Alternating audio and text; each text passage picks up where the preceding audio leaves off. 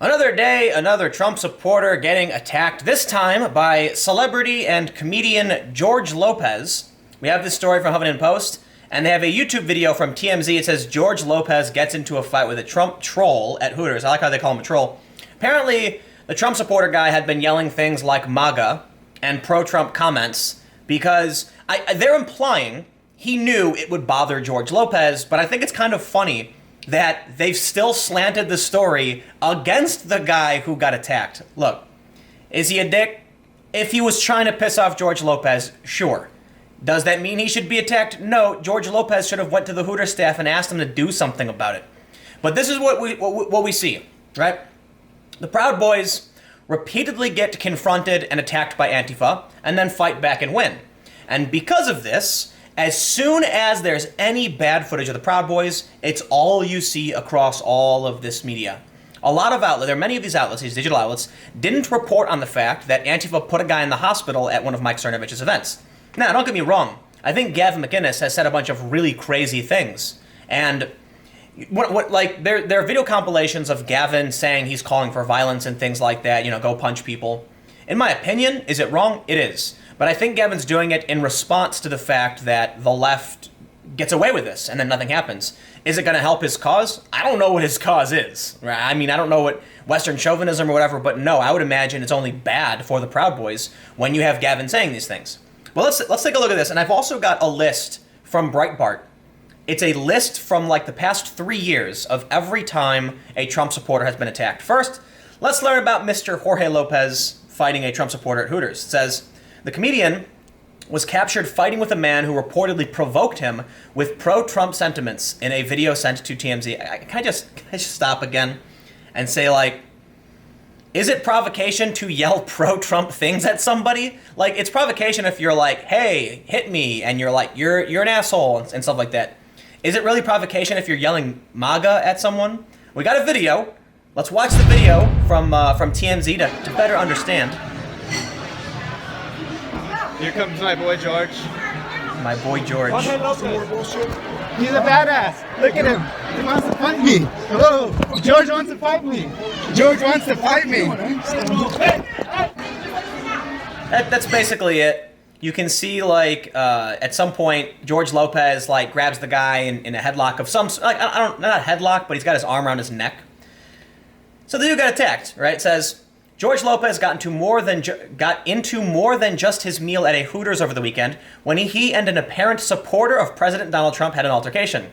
In a video sent to TMZ, Lopez was at Hooters in New Mexico on Sunday when an unknown man goaded the actor into a physical fight. Like, I love the framing of this, Huffington Post. He goaded the actor into a fight. Did you see the video? George Lopez is walking past him and he says, here's my boy George. You're allowed to be a mean person in this country. Okay, was the guy being snarky? Sure. Did it goad him into a fight? He's not saying, hit me, George. He's not saying, do you want to fight, George? He's like, here comes my boy, George Lopez, and then George grabs him. They framed the story to make it seem like George Lopez is the victim. Ugh, my brain. Here comes my boy George, the man says while filming. Yes, apparently now those are fighting words, and that makes you the troll who goaded someone into a fight. Lopez appears to grab the man at the back of the neck. TMZ reports that a source close to George told them that the man had been yelling MAGA and pro-Trump comments at the comedian all night, prompting the 57-year-old to act. Lopez was supposedly in the area filming the movie Walking with Herb. Oh my God! Guys, listen. I think we need to be civil. Do I think this Trump guy is a dick? I absolutely do. But you can't show up to Ted Cruz's dinner and scream at him. You can't show up to Sarah Sanders' dinner screaming at her, and then George Lopez literally attacks someone for doing something that's half as bad as what these protests were doing. This is one of the biggest problems I have with how the media frames things. And I hate to say the media, it's obviously not all media. There is a huge swath of conservative media. But here's Huffington Post framing it like a Trump troll. Oh, was it anti-Trump trolls who are yelling at Ted Cruz? Was it anti-Trump trolls who are yelling at Sarah Sanders? Is Maxine Waters encouraging this exact kind of behavior? Yes. He saw somebody who was famous. Admittedly, look, George Lopez isn't a celebrity. I mean, I'm sorry, he isn't a politician. He is a celebrity, okay? So it is a little different, I'll concede that, but I just think it's so damn silly that here's a guy yelling pro-Trump things who got physically attacked by George Lopez, and they're like, oh, but he was a pro-Trump troll. What, are you joking? Like Ted Cruz he had to leave a restaurant. Milo Yiannopoulos had to leave a restaurant. You don't call those people trolls, you call them activists. Because the media is biased for their own political agenda. And again, not all media, right? This is just Huffington Post, and Huffington Post is left. And actually, I will say this too, to their credit, Huffington Post isn't that bad, right? I think Vox is really bad, Ezra Klein, really, really bad. Huffington Post is kind of bad, but like when I went to Sweden to do that reporting last year, Huffington Post had one of the most accurate stories on what happened, right? Acknowledging that the money I received was a donation, that I wasn't being paid specifically by any group. So they get credit.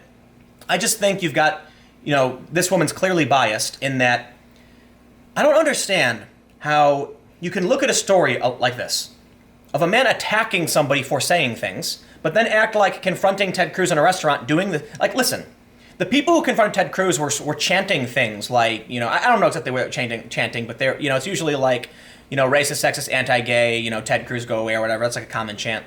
And that's like, okay, that's great. They're not mobs. And then you have this dude yelling MAGA and pro-Trump stuff.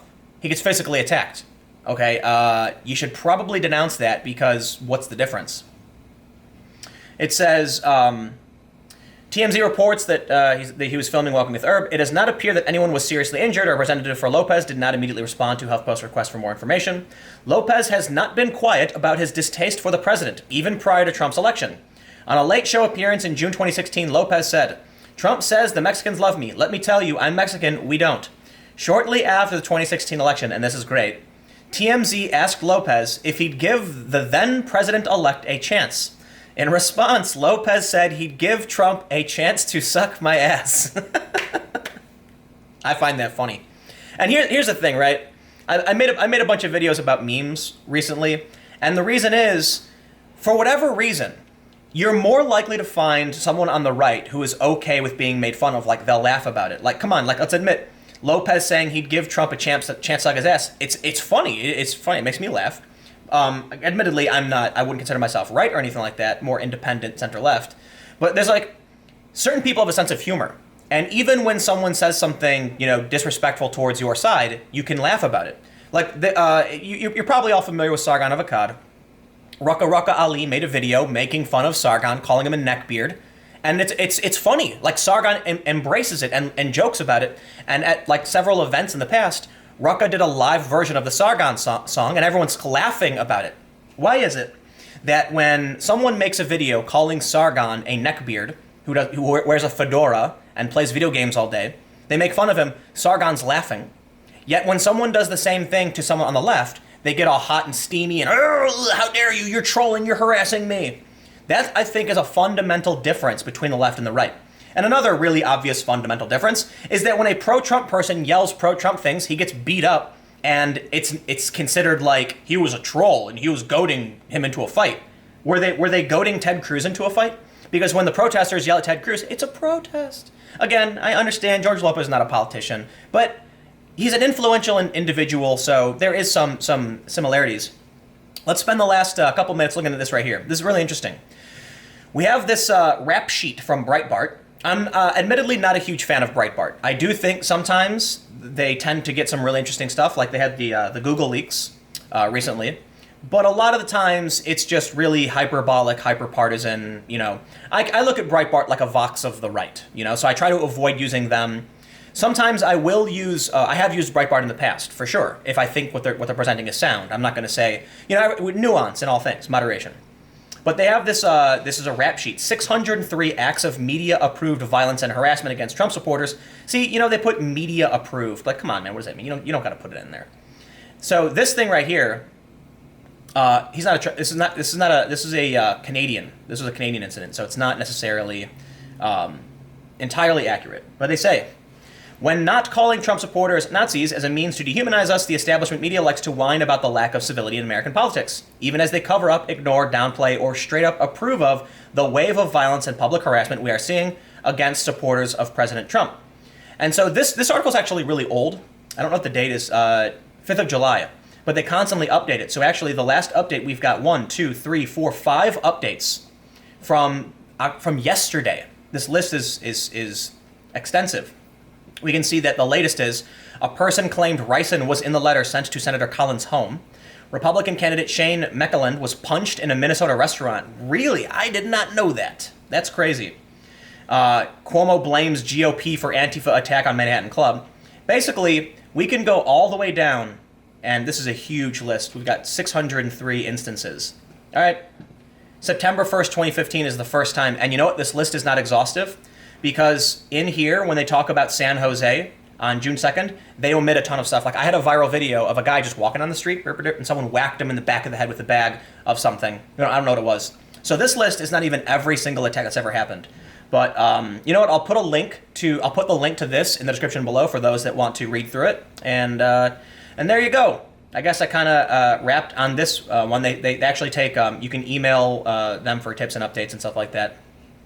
I don't think you could blanket state that violence only comes from one side. Absolutely not. I think there are a lot of really extreme examples of far right and like ultra-nationalistic like violence and terror and stuff, religious events. However, I think it is absolutely fair to say the average occurrence of an average person attacking an average person tends to be the far left attacking conservatives and Trump supporters.